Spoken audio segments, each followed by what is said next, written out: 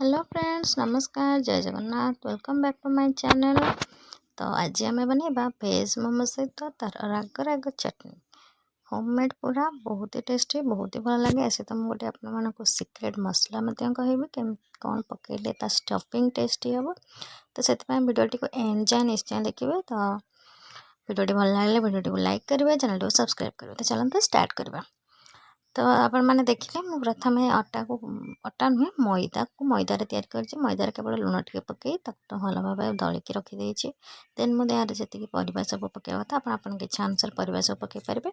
सब काटिकी चप कर देछि। एबे देखंतु कढ़ाई तेल नहीं तेल में मु रसुण कंचा लंका टे भाजिकी जी परिवा सब मुझे काटी से परिवा गुड़िक देदेछि। लुण टे पकई मुझे भल भाव फ्राए करने। देखो आम ये परिवा गुड़िक फ्राए होबे। देखो आपको सिक्रेट मसला टी कहूँ आउ अधिक किसी दरकार नहीं। ये देखो यहाँ हूँ मैगी मैजिक मसला। आप केवल यही मसला दे स्टफिंग बनइबे बहुत ही टेस्टी लगे। आ कौन जिन दरकार नहीं। तो देखो आम ये स्टफिंग हो रेडी। तापर चलते आम चटनी प्रिपेयर करवा। तो चटनी मुझे गोटे टमाटो आउ रसुण आ सुखिला लंका। तो आपको आम पानी भल भाव फुटे सीझे ना लुण पकईकी। देखो सीझीगला आम गोटे बाउल काढ़ी आप ठंडा करेंगे। मुझे ठंडा करके ग्राइंड करना भल भाव फाइन पेस्ट कर ग्राइंड करने। देन देखो कढ़ाई तेल देवे।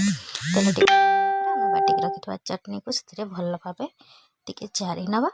अपने चटनी को फ्रिज रखिक 5 ରୁ 6 दिन रखिक खाईपर। मुझे अल्प चटनी बनई कहीं गोटे दिन तापर देखो चटनी होगला रेडी। एवं आम बसवा इडली छांच पानी देकी रखीदे।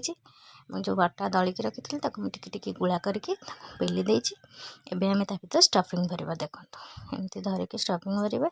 तापर गोटे मुंडरू आउ गोटे मुंड एमती धीरे धीरे कर जॉइंट करेंगे। जॉइंट करके मोमोज बनईदेवे। आप जो सेप भल पाती से सेप बनई पारे। मुझे 2-3 टी सेप बनई। देखो सेप बनई सारापर जो इडली छांच अच्छी से आम ऑयल देदेबा। ऑयल लगे देकी तापर आम जो मोमोज बनई भर रखीदबा। रखीदेकी आम स्टीम करने रखीदे। 15 ରୁ 20 मिनिट स्टीम करने को लगे। बेसी बड़ होता आप 20 मिनिट रखिपारे। टी छोट छोट होता 15 मिनिट रखु। तो देखो मुझे स्टीम करने रखीदे मोमोज गुड़ी को। तो 15 मिनिट पर आम आसिक चेक करवा। देखो ये 15 मिनिट्स हो जाए। आम मोमो गुड़िक भल भाव स्टीम हो। आम यहाँ बाउल बाहर करना आम प्लेट रे। देखो मुझे सब मोमोज को प्लेट रे बाहर कर। तापर आम चटनी देकी मोमोज गुड़ी को यमी मोमोज गुड़ी को ट्राए करवा। तो बहुत ही टेस्टी, बहुत ही यमी लगे। घरे बन के खातु वेज मोमोज। तो स्टफिंग बहुत ही टेस्टी लगे। तो फ्रेंड्स वीडियो भल लगे वीडियो को लाइक करेंगे, चैनल को सब्सक्राइब करेंगे।